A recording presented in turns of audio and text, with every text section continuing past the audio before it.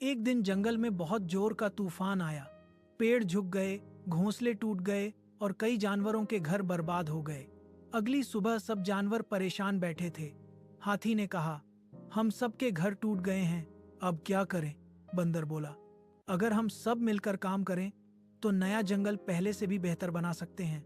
लोमड़ी ने व्यंग्य से कहा, इतने बड़े काम हम कैसे करेंगे? बंदर मुस्कुरा कर बोला, अगर हर कोई अपनी ताकत के अनुसार काम करे तो सब संभव है। यूं सबने काम शुरू किया। हाथी ने भारी लकड़ियां उठाईं, खरगोश ने घास जमा की, परिंदों ने छोटे तिनके लाए और बंदर सबको व्यवस्थित करता रहा। चंद दिनों में पूरा जंगल फिर से आबाद हो गया।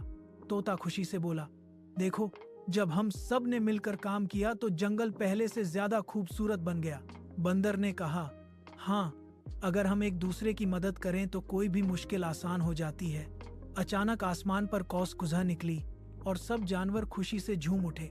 उस दिन के बाद जंगल के सब जानवरों ने यह अहद किया कि वह हमेशा एक दूसरे की मदद करेंगे।